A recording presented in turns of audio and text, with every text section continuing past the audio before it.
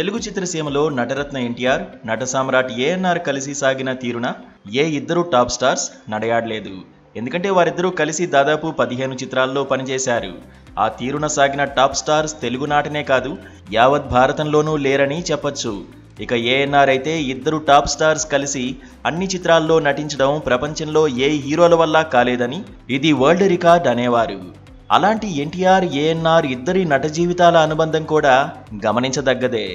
ఎన్టీఆర్ రాకముందు ఏఎన్ఆర్ ఓ పౌరాణికంలో నటించారు, పలు జానపదాల్లో సాగారు, ఓ చారిత్రకంలోనూ అభినయించారు. రామారావు సాంఘిక చిత్రంతోనే ఎంట్రీ ఇచ్చారు. తర్వాత పౌరాణిక, జానపద, చారిత్రకాల్లో తనకు తిరుగులేదని చాటుకున్నారు. ఎన్టీఆర్ రాకతో ఏఎన్ఆర్ సాంఘికాలకు టర్న్ అయ్యారు. చిత్రమేంటంటే ఎన్టీఆర్ హీరోగా రూపొందించిన సంసారం చిత్రంలో ఏఎన్ఆర్ మరో హీరోగా నటించారు. అదే ఏఎన్ఆర్ తొలి సాంఘిక చిత్రం. ఇక ఎన్టీఆర్, ఏఎన్ఆర్ కలిసి నటించిన మొదటి సినిమా పల్లెటూరి పిల్ల.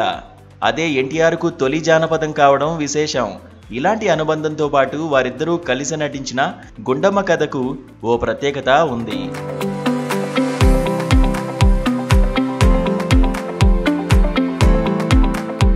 కన్నడలో విజయం సాధించిన మనే తుంబిద హెన్ను అనే సినిమాను ఆధారంగానే తెలుగులో గుండమ్మ కథ రూపొందించారు. విజయ ప్రొడక్షన్స్ పతాకంపై బి నాగిరెడ్డి, చక్రపాణి గుండమ్మ కథను నిర్మించారు. ఈ చిత్రానికి నిర్మాతల్లో ఒకరైన చక్రపాణి పర్యవేక్షణలో డివి నరసరాజు తెలుగు సినిమాకు సంబంధించిన పలు మార్పులు చేర్పులు చేశారు. తెలుగులో కమలాకర కామేశ్వరరావు దర్శకత్వం వహించగా తమిళ వర్షన్ మనిదన్ మారవిల్లైకి చక్రపాణి డైరెక్టర్గా వ్యవహరించారు. తెలుగులో ఎన్టీఆర్ పోషించిన పాత్రను తమిళంలో జెమినీ గణేశన్ ధరించారు. గుండమ్మగా నటించిన సూర్యకాంతం పాత్రను తమిళంలో సుబ్బమ్మగా సుందరీబాయి పోషించారు. ఇక ప్రధాన పాత్రల్లో ఇక్కడ నటించిన ఏఎన్ఆర్, ఎస్వీఆర్, సావిత్రి, జమున వంటి వారు తమిళంలోనూ నటించారు.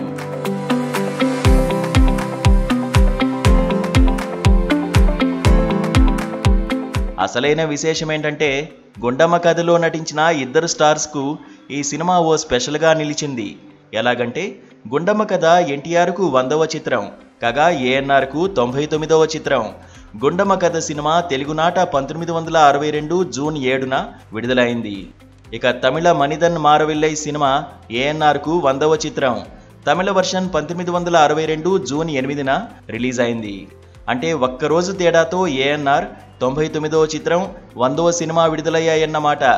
విచిత్రం ఏంటంటే కమలాకర తెరకెక్కించిన తెలుగు చిత్రం గుండమ్మ కథ ఘన విజయం సాధించి 1962 బ్లాక్ బాస్టర్గా నిలిచింది. ఇదే కథతో తమిళంలో రూపొందించిన మనిదన్ మారవిల్లై పరాజయాన్ని చవిచూసింది.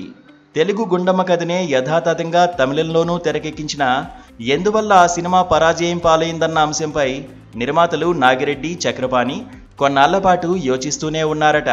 తెలుగులో గుండమ్మ కథ ఘన విజయానికి గుండమ్మగా నటించిన సూర్యకాంతం, అంజి పాత్రలో కనిపించిన ఎన్టీఆర్ ప్రధాన కారణమని తర్వాత జనం తేల్చేశారు. వీరిద్దరూ తమిళ వర్షన్లో లేరు, అందువల్లే మనిదన్ మారవిల్లై విజయాన్ని చవిచూడలేదని పలువురు అన్నారు. వారితోనే నాగిరెడ్డి, చక్రపాణి కూడా ఏకీభవించారు.